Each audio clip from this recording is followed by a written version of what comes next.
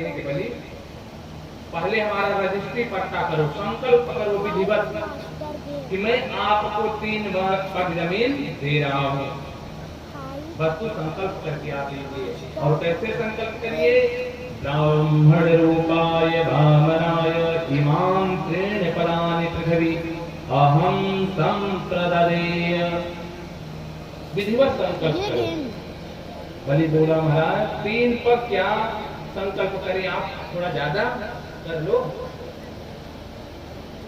जब भगवान बार बार ऐसा कह रहे थे उस समय दैत्य गुरु जो शुक्राचार्य है वह समझ गए कि यह कोई और आमन बामन नहीं है, यह स्वयं नारायण है, देवताओं का कार्य बनाने के लिए वामन रूप धारण करके यहाँ आए हैं और बलि से 3 पग जमीन मांग रहे हैं। तो बलि बोला ठीक है, जब आप यह चाहते हैं कि संकल्प करके दूं तो चलिए आप संकल्प बोलिए। तो भगवान कमंडल लिए थे, पुराना कमंडल था, उसमें जल भरा हुआ था। बलि बोला ठीक है संकल्प बोलिए। तो भगवान बोले जब तक हाथ में अंजलि में जल नहीं होगा तब तक संकल्प पूर्ण नहीं माना जाता, इसलिए पहले अंजलि में जल लो।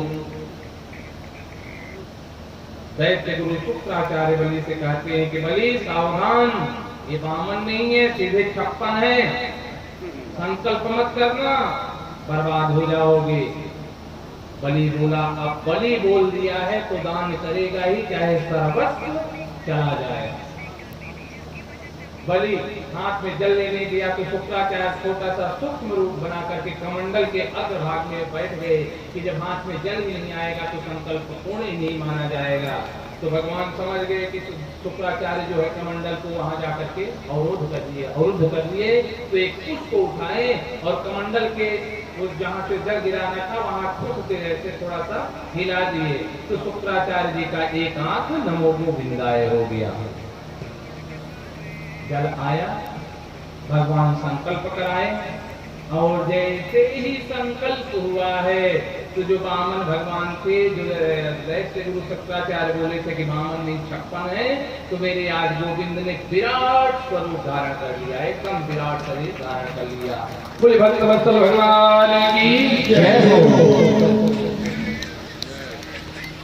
अब तो भगवान जब विराट रूप धारण करते हैं, पहले 2 पग में त्रैलोक को, जो त्रैलोक की संपदा है, 2 पग में नाप लेते हैं और नापने के बाद में बलि से कहते हैं कि बलि अब तीसरा पग कहाँ रखूं, अब बताओ।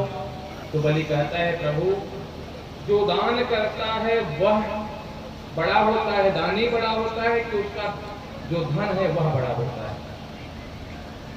धन तो आप दान करते हैं, दान कर दिए, कोई बात नहीं है, पर आप जो दान कर रहे हैं और लोग कह रहे हैं कि हाँ ये आदमी दानी है, तो कौन बड़ा है? दानी, जो दान कर रहा है। तो बलि कहता है कि प्रभु ये हमारा धन बड़ा नहीं है, मैं दान कर रहा हूँ इसलिए बड़ा मैं हूँ, तो आप अपना तीसरा पैर हमारे सर पे रख दो। आपने अभी तक हमारे धन को नापा है, मेरी संपदा को नापा है, अब आप अपना तीसरा पग जो है हमारे सर पे रखो। मेरे गोविंद तीसरा चरण बलि के सिर पे रख देते हैं। भगवान बलि से कहता है, भगवान जो है बलि से कहते हैं कि मैं बहुत प्रसन्न हूँ, अति प्रसन्न हूँ आपके दान करने से, बोलो क्या चाहिए?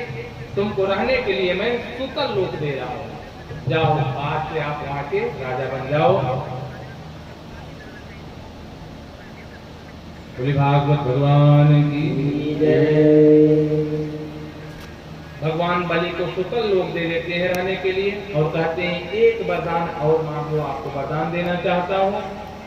बलि कहता है कि प्रभु आप अगर वरदान देना चाहते हो तो एक ही वरदान दे दो कि जब भी मैं अपने भवन से बाहर निकलूं तो आपका दर्शन पाऊंगा।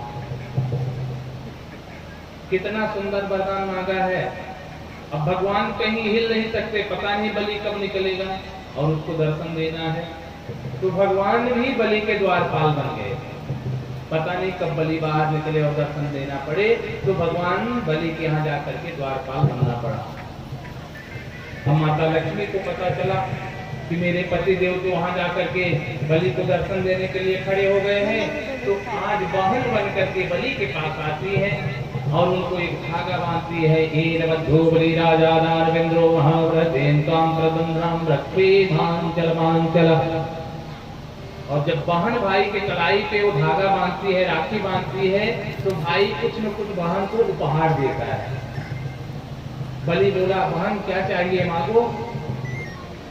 माता लक्ष्मी कहती है कि भैया हमारे पति आपके द्वारपाल बने खड़े हुए हैं, उन्हीं को मुक्त कर दो, बस सब कुछ मिल गया। तो आज भी भगवान नारायण जो है वामन रूप में सुतल लोक में राजा बलि के दरवाजे पे खड़े हुए हैं, विराजमान हैं, और माता लक्ष्मी अपने पति को लेकर के नारायण रूप में वैकुंठ में आ जाती है। वामन रूप में भगवान आज भी बलि के महल में विराजमान हैं। राजा सत्यव्रत की आकांक्षा पूर्ण करने के लिए भगवान मत्स्य अवतार भी धारण करते हैं। बोले मत्स्य भगवान की जय।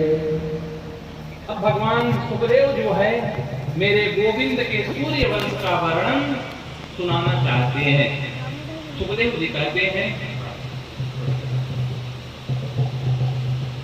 सुखदेव भगवान कहते हैं कि भगवान के अवतार 24 हैं, वह सभी अवतार वंदनीय हैं। मानव चरित्र से जुड़े 2 अवतार हैं जो पूर्ण अवतार माने गए हैं। वह कौन है?